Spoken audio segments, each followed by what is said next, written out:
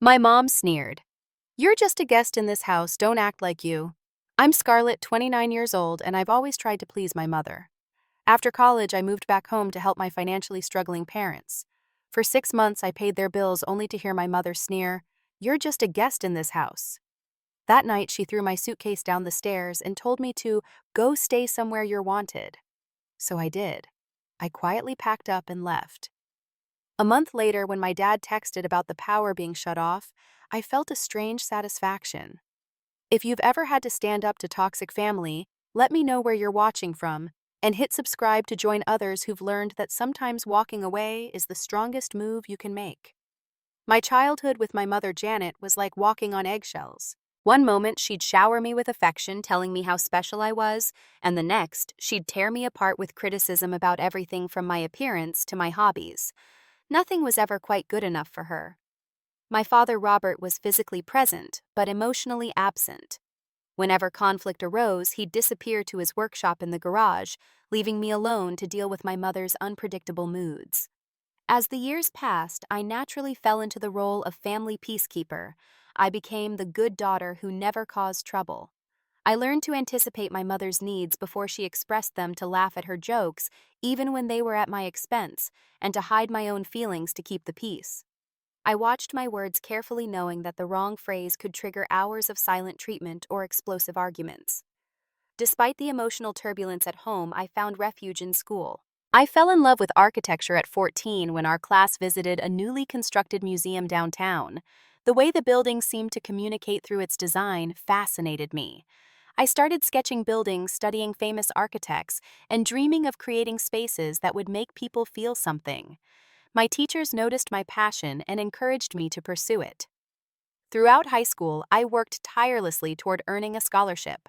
I stayed up late finishing design projects, maintained perfect grades, and volunteered with Habitat for Humanity to gain practical building experience, all while continuing to manage the delicate emotional ecosystem at home.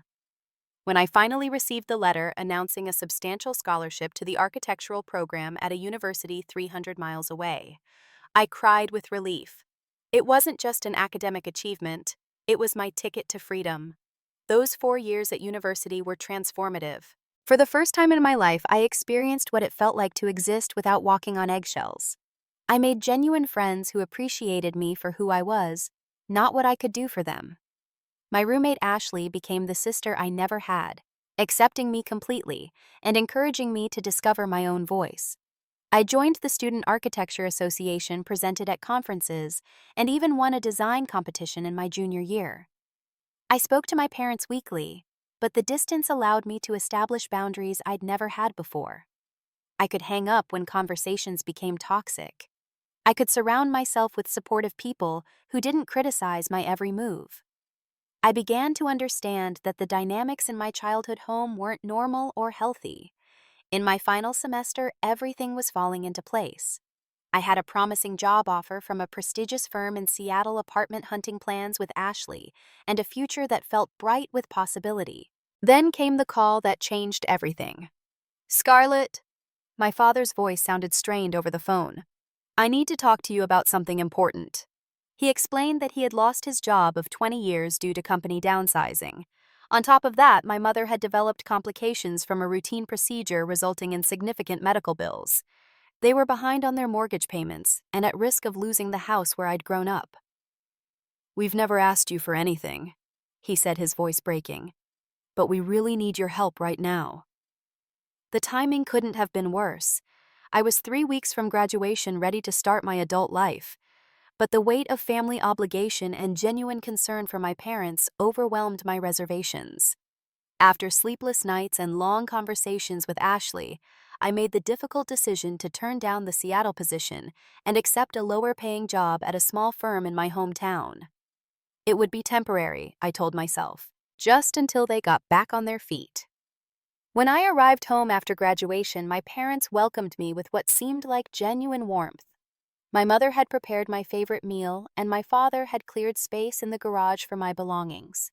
For those first few weeks, I allowed myself to believe that perhaps our relationship had evolved during my time away, that perhaps we could establish a healthier dynamic as adults. I couldn't have been more wrong. The financial arrangement I made with my parents seemed reasonable at first. I would take the local job at Williams and Associates architectural firm, which paid significantly less than my Seattle offer, but would allow me to help my family while gaining professional experience. I agreed to contribute to household expenses while saving for my eventual move. Just until we get back on our feet, my father had promised, relief evident in his eyes. Initially, I paid for groceries and my personal expenses. But within weeks, my contributions expanded. First came the utility bills, electricity, water, internet. My mother presented them to me one evening, explaining that they were still catching up on medical payments. "We would never ask if we weren't desperate," she said with a sigh that made me feel guilty for my momentary hesitation. By month 3, I was covering the utilities, groceries, and contributing $500 toward their mortgage payment. My salary, already modest for an entry-level architect, was being stretched to its limits. Meanwhile, I had to put my own savings goals on indefinite hold. My living space in the house reflected my ambiguous status. I was given my old childhood bedroom, which still contained my twin bed with the floral comforter I'd had since high school, the desk where I'd studied for SATs, and posters I'd outgrown years ago. When I attempted to store some of these items in the attic to make room for my adult possessions, my mother became oddly defensive. "This is still my house," she reminded me. "You can't just start rearranging things." So I adapted as best I could, storing most of my belongings in plastic containers stacked against the wall, using my childhood desk to review architectural plans, and sleeping on a bed too small for my adult frame. As weeks turned into months, my mother began implementing strange rules that hadn't existed during my childhood. She created kitchen hours, outside of which I wasn't supposed to cook or eat in shared spaces. She complained about my morning routine disturbing her sleep, though my room was on the opposite end of the house from theirs. She criticized the smell of my professional clothing products, claiming they gave her headaches. "When you have your own house, you can do whatever you want," became her frequent refrain. "But while you're here, you need to respect our space." The contradiction wasn't lost on me. I was financially supporting the household while being treated as an unwelcome intruder. My father witnessed these interactions but remained largely silent, occasionally offering a weak, "Your mother just likes things a certain way," when we were alone. Small incidents began accumulating. I returned home one day to find my mail had been opened. "I thought it might be important," my mother explained without apology. Another time, she tidied up my room while I was at work, rearranging my professional documents and misplacing an important client file. "You should be grateful I'm trying to help keep things organized," she said when I expressed frustration. My clothing began disappearing from the laundry, only to reappear days later in random locations. The bathroom products I kept in the shared hall bathroom were repeatedly moved to my room because they cluttered the counter. The Wi-Fi would mysteriously reset whenever I was in the middle of important work calls. Each incident in isolation seemed petty, not worth confronting. Together, they formed a pattern of territorial behavior that made me feel increasingly unwelcome in what had once been my home. Yet financially, my parents seemed to need me more than ever, always with a new bill or expense that required my contribution. I began to feel like an ATM with legs, valued for financial support, but resented for my physical presence. The arrangement that was supposed to be temporary began to feel like a trap with no clear exit. The tensions with my mother escalated over the following months, transforming from subtle territorial behaviors to outright hostility. The breaking point began on my 30th birthday. I had planned a small dinner with 2 friends from work, having cleared it with my parents a week in advance. I even offered to cook the meal myself to avoid inconveniencing them. On the day of my birthday, I returned from work early to prepare dinner. I found my mother in the kitchen, aggressively cleaning and rearranging everything. "I can't believe the mess in here," she complained when I walked in. "And now I have to get it presentable for your friends." "I was going to clean up," I explained, setting down my grocery bags. "And you don't need to do anything special. These are just casual friends."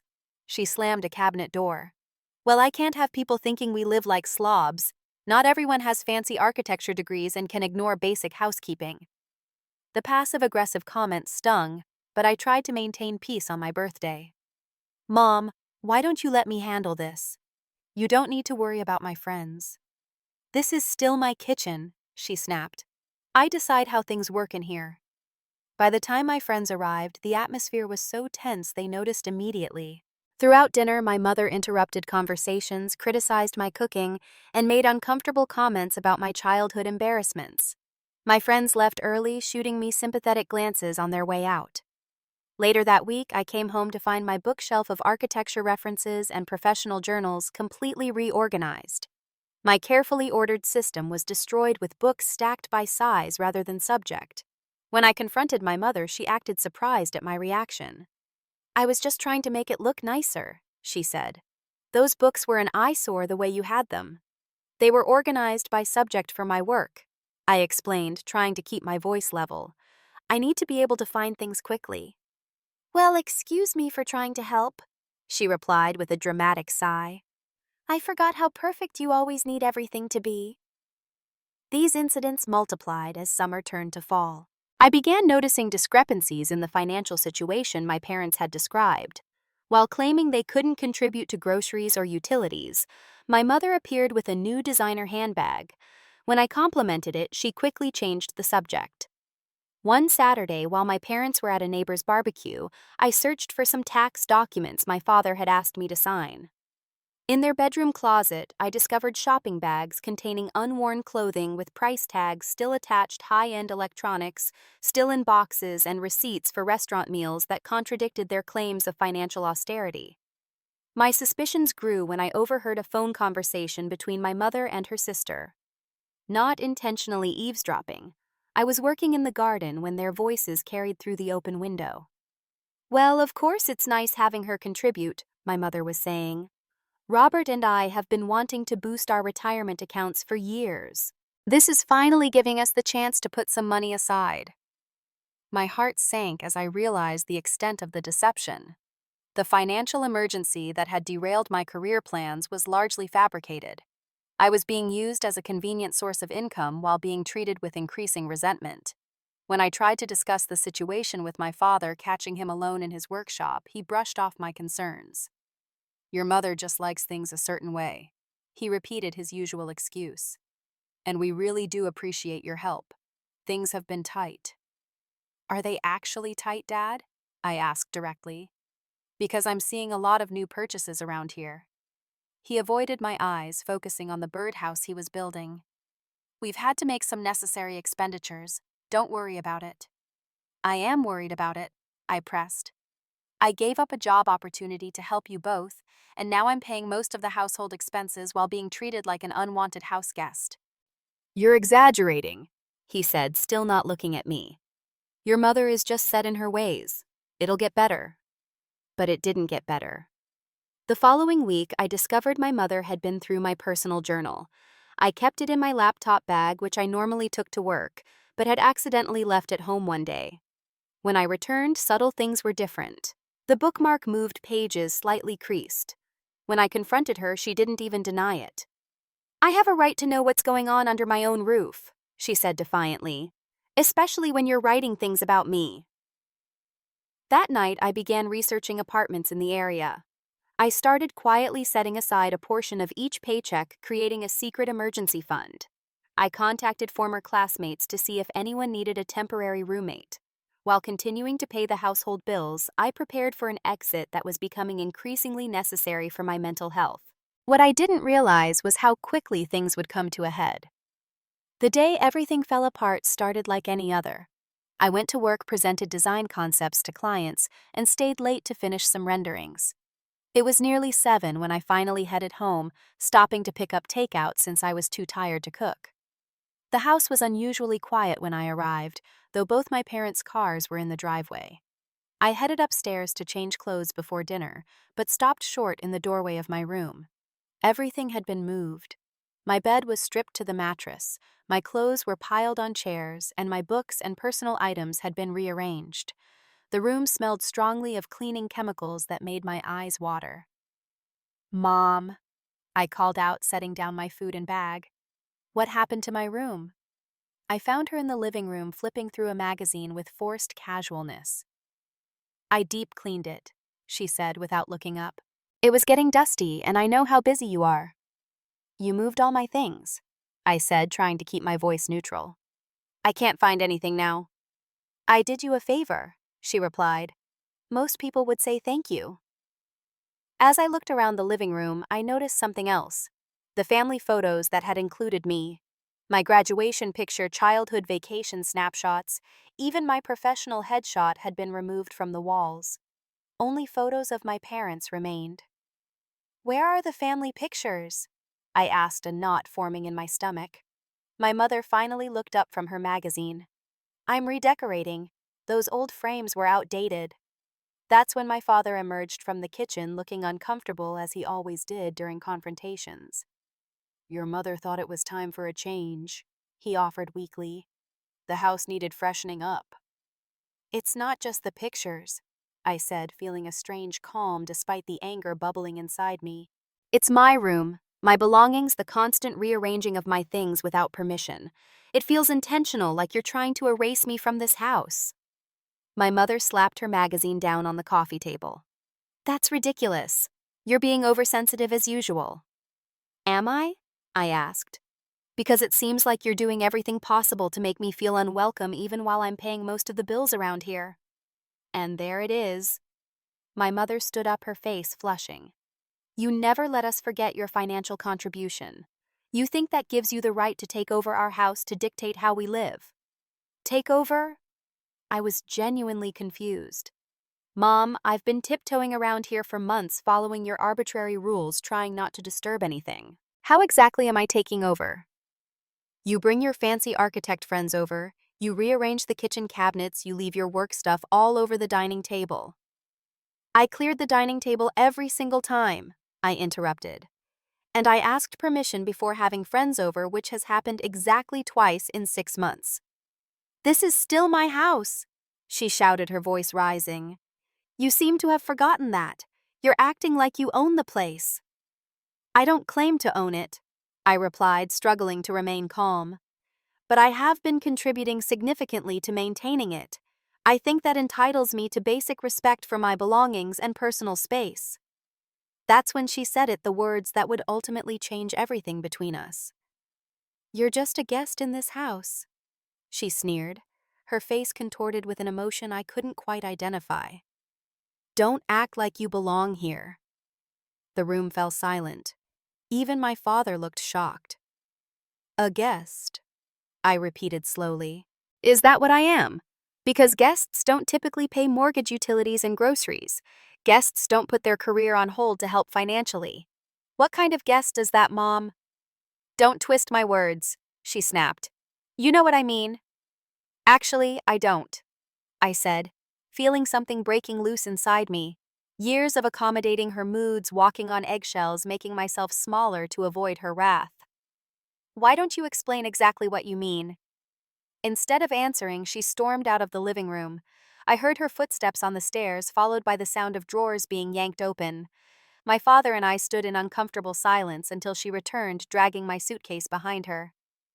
If you're so unhappy here, if we're such terrible parents for giving you a place to stay, then maybe you should leave. She threw the suitcase down the staircase where it tumbled loudly to the bottom step. Go stay somewhere you're wanted. Go stay with your fancy architecture friends who think you're so special. My father finally intervened, though not in the way I might have hoped. Janet, calm down. There's no need for this scene. Don't tell me to calm down, she shouted. She's been judging us for months, acting superior, making me feel like a stranger in my own home. I looked at my father, searching for any sign that he recognized the irrationality of what was happening. But all I saw was his familiar conflict avoidance, his desperate desire for peace at any cost. Dad, I said quietly, do you also see me as just an unwanted guest here? He looked at the floor, then at my mother, then back at me. Your mother is upset, he said, which wasn't an answer at all. Maybe we all need to cool down and talk tomorrow. In that moment, everything became crystal clear. This dynamic would never change. I would never be seen as an adult deserving of respect in this house. I would always be expected to accommodate, to apologize, to make myself smaller for their comfort. And my father would never stand up for me or for himself. I think Mom's right, I said finally. I should go somewhere I'm wanted. I walked down the stairs, picked up my suitcase, and headed to my room without another word, a plan already forming in my mind. After the explosive confrontation, I returned to my room and closed the door, listening to my parents argue downstairs. Their voices rose and fell, with my mother's dominating as usual. I sat on my bed, my heart racing, but my mind surprisingly clear. This was it. The moment when everything changed. Not with drama or grand declarations, but with quiet, methodical action. I pulled out my phone and texted my college friend Amelia, who lived about 20 miles away in the next town. Had a bad fight with my parents. Any chance I could crash on your couch for a few days while I figure things out? Her response came almost immediately. My door is always open for you. Do you need me to come get you? No, I typed back. I'll drive over later tonight. Thank you. With that safety net secured, I began packing systematically. I focused on essentials: first work clothes, personal documents, laptop, and architecture portfolios. I gathered my professional licenses and certificates, financial paperwork, and the external hard drive containing all my design work. Next came toiletries, medications, and enough clothing to get me through a week. I moved quietly and efficiently, packing items in my suitcase and several duffel bags I'd kept from college. As I worked, I could hear my parents settling into their evening routine, my father turning on the TV in the living room, my mother loading the dishwasher with excessive clanging of plates. They assumed I was sulking, as I'd done after previous arguments. They had no idea I was executing an escape plan. While packing, I used my phone to methodically remove myself from the household utilities. I logged into the electricity account I'd been paying for months and requested service termination effective immediately. I did the same with the water, internet, and gas bills. Each confirmation email gave me a strange sense of relief. I opened my banking app and documented all the payments I'd made toward household expenses over the past 6 months, nearly $20,000 in total. I took screenshots and emailed them to myself as evidence. Not that I expected to need it, but the paper trail felt important somehow. At my desk, I wrote a letter explaining my departure. No emotional accusations, no dramatic declarations, just a clear statement of facts. I have contributed X amount toward household expenses over the past 6 months, I wrote. As it has been made clear that I am considered a guest rather than a family member in this house, I am removing myself from all financial responsibilities associated with this property. I have terminated the utility services that were in my name. I wish you both well in addressing your financial situation going forward. I signed it simply Scarlett and left it on my stripped bed. Around midnight, when the house was quiet and dark, I made several trips carrying my bags to my car, which I had deliberately parked on the street rather than in the driveway to avoid the sound of the engine too close to the house. I made one final sweep of my room, checking drawers and closet corners for anything important I might have missed. As I prepared to leave, I felt a strange mixture of emotions washing over me. There was grief for the loving family relationship I had always wanted but never truly had. There was fear about the uncertainty ahead. But most surprisingly, there was an overwhelming sense of relief, of finally breaking free from a toxic dynamic that had shaped my entire life. I closed the front door silently behind me, careful not to let it latch too loudly. The night air felt cool against my face as I walked to my car. I placed the last bag in my trunk, got into the driver's seat, and just sat there for a moment looking at the dark house where I'd grown up. "Goodbye," I whispered, then started the engine and drove away. The 20-mile drive to Amelia's apartment was surreal. The roads were nearly empty at that hour, and I felt like I was floating through a strange dreamscape, suspended between my old life and whatever came next. I played no music, just drove in silence, processing the magnitude of what I had just done. Amelia was waiting up for me despite the late hour. When I arrived at her apartment complex, she came down to help carry my bags inside. She asked no questions that night, just made up the couch with clean sheets and blankets, set a glass of water on the coffee table, and gave me a long, tight hug before heading back to her bedroom. I lay awake on her couch until dawn, watching the shadows shift across her living room ceiling. For the first time in months, I could breathe fully. There were no eggshells to walk on, no criticism to anticipate, no tension in the air. Just quiet and the promise of a new beginning.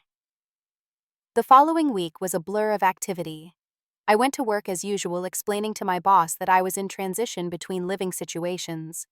She was more understanding than I expected, offering me flexibility with my hours as I apartment hunted. I spent evenings searching online listings, viewing properties during lunch breaks, and filling out rental applications.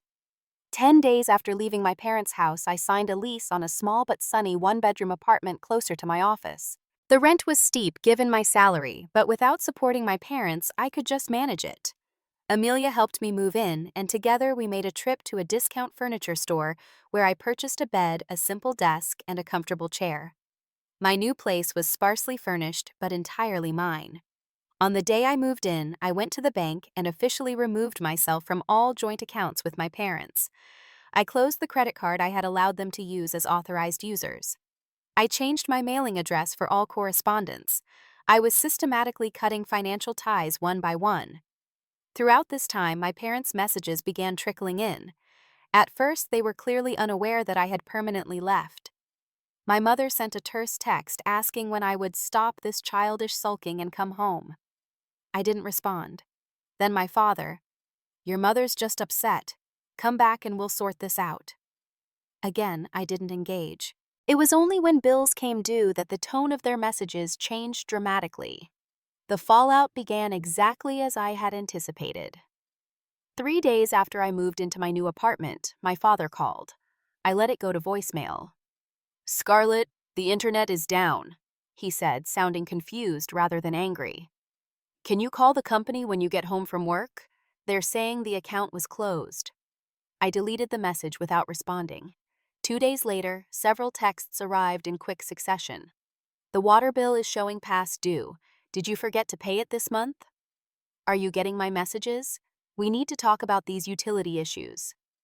Scarlett, this isn't funny. Your mother is very upset." I muted the conversation but didn't block them yet. I wanted to be aware of their reactions without being emotionally affected by each message. I was establishing boundaries for perhaps the first time in my life, and it felt simultaneously terrifying and empowering. A week after my departure, the first truly angry call came. I was arranging my new apartment, hanging simple curtains in the living room when my phone lit up with my mother's name. Her voicemail was venomous. "I don't know what kind of game you think you're playing, but it stops now. Your father and I have been more than generous letting you live here while you get established. The utilities are your responsibility as we agreed. Fix this immediately or don't bother coming back at all." The irony of her final statement wasn't lost on me. She was threatening me with exactly what I had already chosen for myself. My father's approach was different, less confrontational, more manipulative. "Honey, I know you and your mother had a disagreement, but this isn't the way to handle it. We're family. Families work through problems together. Please call me back so we can discuss this rationally." The emotional pull was strong. For a moment, I found myself reaching for the phone, the lifetime habit of peacekeeping hard to break. But then I remembered the suitcase tumbling down the stairs, the sneer on my mother's face as she called me just a guest, and my father's silent complicity. I put the phone down. Exactly 1 month after I had left the message I had been waiting for arrived. It was early morning and I was getting ready for work, enjoying the simple pleasure of preparing breakfast in a kitchen that was entirely mine, when my phone pinged with a text from my father. "The power just got shut off. What is going on with the bill?" I looked at the message for a long moment, considering how or whether to respond. Part of me wanted to ignore it to maintain my silence and distance, but another part wanted them to understand the consequences of how they had treated me. I wanted some small acknowledgement of the hurt they had caused. So I typed a reply, something I had been composing in my head for weeks. "Guess the guests took the electricity with them." Then I put my phone on silent, slipped it into my bag, and left for work. The response was immediate and overwhelming. My phone vibrated continuously with calls and texts throughout the morning. My mother alternated between rage, "How dare you do this to your own parents?" and manipulation, "After everything we've done for you, this is how you repay us." My father swung between conciliatory, "We can work this out, just talk to us," and guilt-inducing, "Your mother is beside herself, we never thought you would abandon us like this." By lunchtime, they had recruited reinforcements. My aunt called, then my uncle. A family friend texted that she was so worried about everyone. It was a full court press of emotional manipulation, a coordinated attempt to pull me back into the dysfunctional family system. I didn't respond to any of it. Instead, I focused on my work, throwing myself into a challenging design project that required my full attention. My boss noticed my intensity and commented positively on my increased productivity. "You seem more focused lately," she observed during our weekly check-in. "The Miller project designs are some of your best work." I hesitated, then decided to be honest. "I've had some family issues that I've recently addressed. It's freed up a lot of mental space." To my surprise, she nodded knowingly. Family dynamics can be incredibly draining. I had to distance myself from my own father for years before we established a healthy relationship. She gave me a thoughtful look. "If you need to talk or if you need any flexibility while you're sorting things out, just let me know." Her understanding was unexpected and deeply appreciated. It was my first indication that what I had done setting firm boundaries with toxic family members wasn't shameful or selfish as I had been raised to believe, but was recognized by others as necessary and healthy. The following weeks brought continued attempts at contact from my parents, though with decreasing frequency. The tone shifted from outrage to concern. "We're worried about you," to financial desperation. "We don't know how we're going to make the mortgage payment this month." I maintained my silence, focusing instead on building my new life. I found a therapist who specialized in family trauma, Dr. Linden, who helped me understand the dysfunctional patterns I'd been raised with. Our weekly sessions became an anchor as I navigated the complex emotions of establishing independence. "What you're experiencing is common for people breaking free from controlling family dynamics," she explained during one session. "The guilt, the second guessing, it's all part of the process. The fact that they've escalated their attempts to contact you actually confirms you're doing something that threatens the status quo." With Dr. Linden's guidance, I began recognizing how my upbringing had shaped my pleasing tendencies, my difficulty saying no, and my habit of making myself responsible for others' emotions. I started practicing new ways of thinking and behaving that prioritized my own well-being. As I established my independence, I discovered something surprising, without the constant emotional drain of managing my parents' needs and moods. My professional performance improved dramatically. My design work became more innovative and confident. I contributed more in team meetings. I built stronger relationships with colleagues and clients. 3 months after leaving, I was offered a promotion to junior project lead, a role that typically required several more years of experience. My boss cited my exceptional growth and leadership potential as factors in the decision. The salary increase meant I could finally start rebuilding my savings, the first step toward my long-term goal of financial security. Around this same time, I made another discovery. Through a casual conversation with my mother's sister at a family funeral I reluctantly attended, I learned that my parents had substantial savings I'd known nothing about. My aunt, unaware of our estrangement's details, mentioned their recent vacation home purchase in a neighboring state. "They finally bought that lake cottage they've been eyeing for years," she said cheerfully. "Your father's retirement fund really came through for them." The information confirmed what I had suspected: the financial crisis that had prompted my return home had been largely manufactured. While I couldn't know their exact motivations, it appeared they had used me as a convenient source of income to fund their own lifestyle and investments. This knowledge, rather than angering me further, provided a strange sense of closure. It validated my decision to leave and reinforced the reality that I had been manipulated by the people who should have been most trustworthy in my life. 6 months after walking away, I was creating a life that truly belonged to me. My apartment, though small, had become a sanctuary of peace and order. I had made new friends through a local architects association. I had even started dating someone who respected my boundaries and emotional needs. For the first time, I felt like I was flourishing rather than just surviving. And it all began with that painful moment when my mother sneered that I was just a guest in what should have been my home. 6 months turned into 7, then 8. The seasons changed, and with them, my perspective on what had happened continued to evolve. The raw pain had subsided, replaced by a more contemplative understanding of the family dynamics that had shaped me.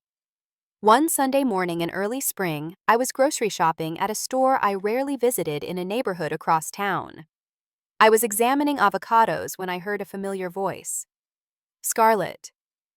I turned to find my father standing there, a shopping basket hanging from his arm, looking older and more tired than I remembered. For a moment, neither of us spoke, the ambient noise of the grocery store filling the space between us. Dad, I finally said, neither a question nor an exclamation, just an acknowledgement. You look well. He offered, his eyes taking in my appearance. I had changed in the months since he'd last seen me.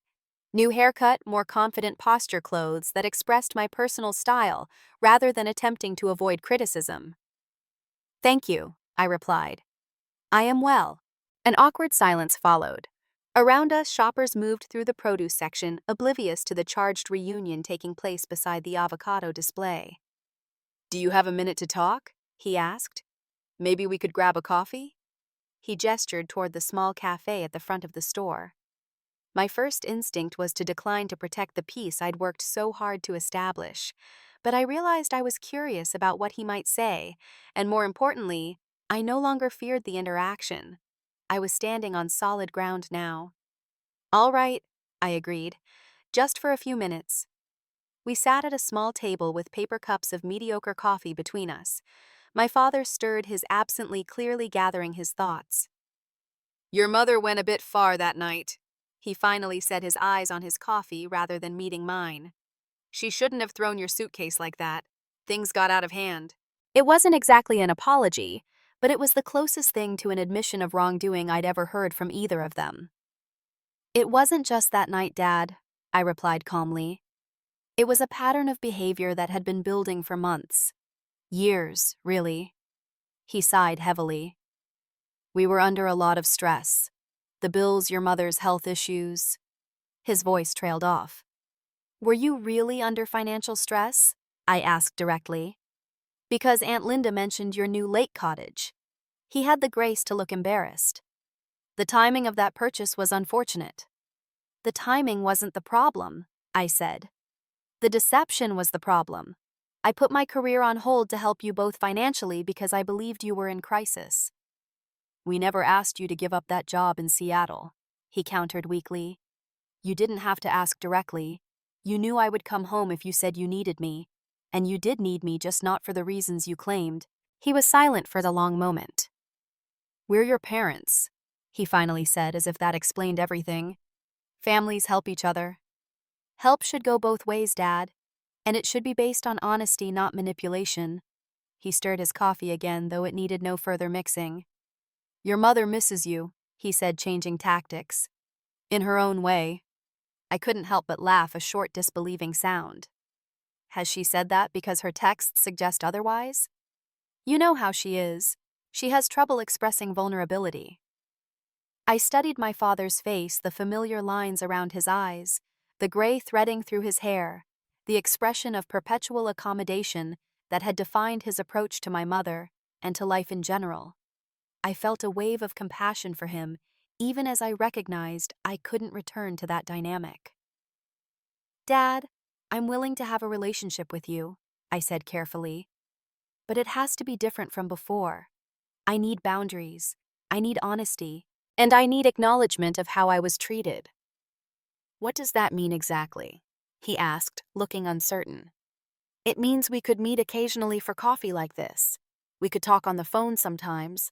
But I won't be coming back to that house, and I won't be resuming financial support. And your mother, I took a deep breath. I'm not ready to have contact with her yet. Maybe someday if she's willing to acknowledge her behavior and make genuine changes. But that's her choice. He nodded slowly, absorbing this. I understand. Can I call you sometimes? Yes, I said. But I might not always answer. I'm building my own life now, and I need to protect it. We finished our coffee in a silence that wasn't exactly comfortable but wasn't hostile either. As we were about to part ways, he asked about my work, and I shared a little about my promotion and current projects. He seemed genuinely pleased for me. You always were talented, he said with a sad smile. Even as a little girl, you could draw buildings that looked real. It was a small thing, this acknowledgement of who I was beyond my role in the family, but it touched me unexpectedly. We said goodbye in the parking lot with an awkward half hug, and I watched him drive away with mixed emotions. That brief encounter with my father became the template for our new relationship, limited, carefully boundaried, but not entirely severed. We spoke on the phone every few weeks. Sometimes the conversations were strained, particularly when he tried to broker peace with my mother. But other times there were glimpses of what might have been if our family dynamics had been healthier. True to my word, I maintained my distance from my mother. She sent occasional texts that ranged from bitter accusations to performative concerns about my welfare. I read them but rarely responded, each message confirming that the right choice had been maintaining separation. As my first year of independence approached, my career continued to flourish. The promotion had introduced new challenges and opportunities. I was leading a small team on a community center redesign project that incorporated many of my ideas about accessible, human-centered architecture. My boss had become something of a mentor, guiding my professional development with thoughtful feedback and increasing responsibilities. With my improved financial situation, I was able to save enough for a down payment on a small condominium.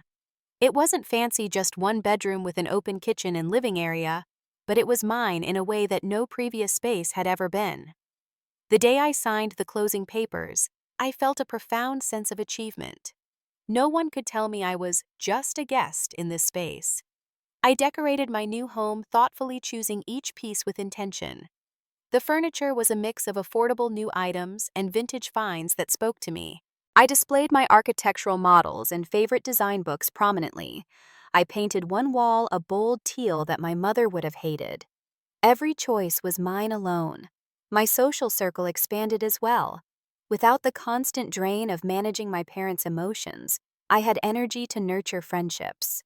Amelia remained my closest friend, but I also connected with colleagues who shared my professional interests and neighbors in my new building. I even started dating again, taking things slowly with a kind, straightforward landscaper I met through a community garden project. Therapy continued to be a cornerstone of my healing process. Dr. Linden helped me recognize and replace unhealthy thought patterns that had been instilled throughout my childhood. I learned to set boundaries without guilt, to recognize manipulation tactics, and to trust my own perceptions. Family relationships should nurture you, not deplete you, she reminded me during one session. Blood relation doesn't grant anyone the right to mistreat you.